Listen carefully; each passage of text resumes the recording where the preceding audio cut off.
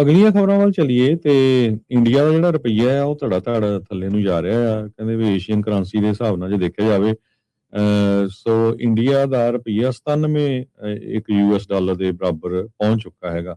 2% ਇਸ ਮਹੀਨੇ ਦੇ ਵਿੱਚ ਹੀ ਜਿਹੜਾ ਉਹਦੀ ਜਿਹੜੀ ਪਰਫਾਰਮੈਂਸ ਆ ਡਾਊਨ ਗਈ ਆ among Asian Pears. So India ਲਈ ਬੜੀ ਖਤਰੇ ਵਾਲੀ ਘੰਟੀ ਆ। ਆਰਬੀਆਈ ਜਿਹੜੇ ਰਿਜ਼ਰਵ ਬੈਂਕ ਆਫ ਇੰਡੀਆ ਨੇ ਬੜੀ ਸੌਫਟ ਅਪਰੋਚ ਰੱਖੀ ਹੋਆ ਇੰਟਰਵੈਂਸ਼ਨ ਦੀ। ਵਿਵੇਕ ਰਾਜਪਾਲ ਜੋ ਹੈਗੇ ਆ ਏਸ਼ੀਆ ਮੈਕਰੋ ਸਟ੍ਰੈਟਜਿਸਟ ਜੇਵੀ ਡੈਕਸ ਓਨਰ ਦੇ ਉੱਤੇ ਤੇ ਪਰ ਅੱਜ ਵੀ ਰੁਪਈਆ ਬਹੁਤ ਡਾਊਨ ਗਿਆ ਆ। ਕਹਿੰਦੇ ਵੀ ਇੰਡੀਆ ਨੇ ਜੋ ਡਾਇਸਪੋਰਾ ਨੂੰ ਕਿਹਾ ਬਾਹਰ ਰਹਿੰਦੇ ਲੋਕ ਜੋ ਆ ਇਹ ਡਾਲਰ ਜਿਹੜੇ ਆ ਡਿਪੋਜ਼ਿਟ ਕਰਾਓ ਤੇ ਪਰ ਜੋ ਘਟ ਨਹੀਂ ਰਿਹਾ ਡਾਲਰ ਦੇ ਮੁਤਾਬਕ ਇੰਡੀਆ ਦੀ ਜਿਹੜਾ ਵੱਧ ਨਹੀਂ ਰਿਹਾ ਇੰਡੀਆ ਦੀ ਜਿਹੜੀ ਵੈਲਿਊ ਹੈਗੀ ਆ। ਸੋ ਧੜਾ ਧੜ ਥੱਲੇ ਨੂੰ ਜਿਹੜੀ ਰੁਪਈਏ ਦੀ ਕੀਮਤ ਆ ਯੂਐਸ ਡਾਲਰ ਦੇ ਮੁਕਾਬਲੇ ਜਾ ਰਹੀ ਹੈਗੀ ਆ। ਜੀ ਸੋ ਕਹਿੰਦੇ ਵੀ ਕੱਲਾ ਇਹ ਤੇਲ ਦੀ ਕੀਮਤ ਕਰਕੇ ਨਹੀਂ ਹੋਰ ਵੀ ਕਈ ਜਿਹੜੇ ਫੈਕਟਰ ਆ ਇਹਦੇ ਵਿੱਚ ਚੱਲ ਰਹੇ। ਜੀ ਬਿਲਕੁਲ। ਅਗਲੀਆਂ ਖਬਰਾਂ ਵੱਲ ਚੱਲੀਏ ਤੇ ਇੰਡੀਆ ਦਾ ਜਿਹੜਾ ਰੁਪਈਆ ਹੈ ਉਹ ਧੜਾ-ਧੜ ਥੱਲੇ ਨੂੰ ਜਾ ਰਿਹਾ ਆ। ਕਹਿੰਦੇ ਵੀ ਏਸ਼ੀਅਨ ਕਰੰਸੀ ਦੇ ਹਿਸਾਬ ਨਾਲ ਜੇ ਦੇਖਿਆ ਜਾਵੇ ਸੋ ਇੰਡੀਆ ਦਾ ਰੁਪਈਆ 97 ਇੱਕ ਯੂਐਸ ਡਾਲਰ ਦੇ ਬਰਾਬਰ ਪਹੁੰਚ ਚੁੱਕਾ ਹੈਗਾ। 2% ਇਸ ਮਹੀਨੇ ਦੇ ਵਿੱਚ ਹੀ ਜਿਹੜਾ ਉਹਦੀ ਜਿਹੜੀ ਪਰਫਾਰਮੈਂਸ ਆ ਡਾਊਨ ਗਈ ਆ among Asian Pears. So India ਲਈ ਬੜੀ ਖਤਰੇ ਵਾਲੀ ਘੰਟੀ ਆ।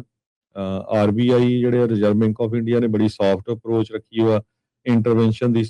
ਵਿਵੇਕ ਰਾਜਪਾਲ ਜੋ ਹੈਗੇ ਆ ਏਸ਼ੀਆ ਮੈਕਰੋ ਸਟ੍ਰੈਟਜਿਸਟ ਜੇਵੀ ਡੈਕਸ ਓਨਰ ਦੇ ਉੱਤੇ ਤੇ ਪਰ ਅੱਜ ਵੀ ਰੁਪਈਆ ਬਹੁਤ ਡਾਊਨ ਗਿਆ ਆ। ਕਹਿੰਦੇ ਵੀ ਇੰਡੀਆ ਨੇ ਜੋ ਡਾਇਸਪੋਰਾ ਨੂੰ ਕਿਹਾ ਬਾਹਰ ਰਹਿੰਦੇ ਲੋਕ ਜੋ ਆ ਇਹ ਡਾਲਰ ਜਿਹੜੇ ਆ ਡਿਪੋਜ਼ਿਟ ਕਰਾਓ ਤੇ ਪਰ ਜੋ ਘਟ ਨਹੀਂ ਰਿਹਾ ਡਾਲਰ ਦੇ ਮੁਤਾਬਕ ਇੰਡੀਆ ਦੀ ਜਿਹੜਾ ਵੱਧ ਨਹੀਂ ਰਿਹਾ ਇੰਡੀਆ ਦੀ ਜਿਹੜੀ ਵੈਲਿਊ ਹੈਗੀ ਆ। ਸੋ ਧੜਾ ਧੜ ਥੱਲੇ ਨੂੰ ਜਿਹੜੀ ਰੁਪਈਏ ਦੀ ਕੀਮਤ ਆ ਯੂਐਸ ਡਾਲਰ ਦੇ ਮੁਕਾਬਲੇ ਜਾ ਰਹੀ ਹੈਗੀ ਆ। ਜੀ ਸੋ ਕਹਿੰਦੇ ਵੀ ਕੱਲਾ ਇਹ ਤੇਲ ਦੀ ਕੀਮਤ ਕਰਕੇ ਨਹੀਂ ਹੋਰ ਵੀ ਕਈ ਜਿਹੜੇ ਫੈਕਟਰ ਆ ਇਹਦੇ ਵਿੱਚ ਚੱਲ ਰਹੇ।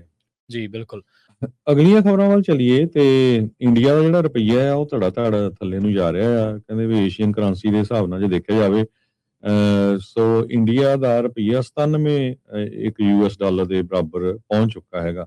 2% ਇਸ ਮਹੀਨੇ ਦੇ ਵਿੱਚ ਹੀ ਜਿਹੜਾ ਉਹਦੀ ਜਿਹੜੀ ਪਰਫਾਰਮੈਂਸ ਆ ਡਾਊਨ ਗਈ ਆ among Asian Pears. So India ਲਈ ਬੜੀ ਖਤਰੇ ਵਾਲੀ ਘੰਟੀ ਆ। ਆਰਬੀਆਈ ਜਿਹੜੇ ਰਿਜ਼ਰਵ ਬੈਂਕ ਆਫ ਇੰਡੀਆ ਨੇ ਬੜੀ ਸੌਫਟ ਅਪਰੋਚ ਰੱਖੀ ਹੋਆ ਇੰਟਰਵੈਂਸ਼ਨ ਦੀ।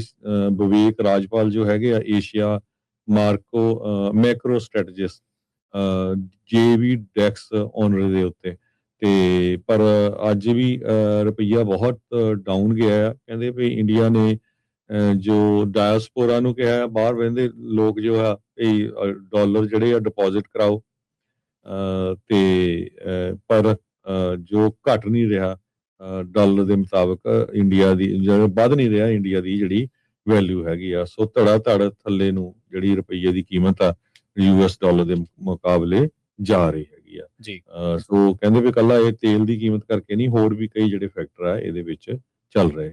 ਜੀ ਬਿਲਕੁਲ।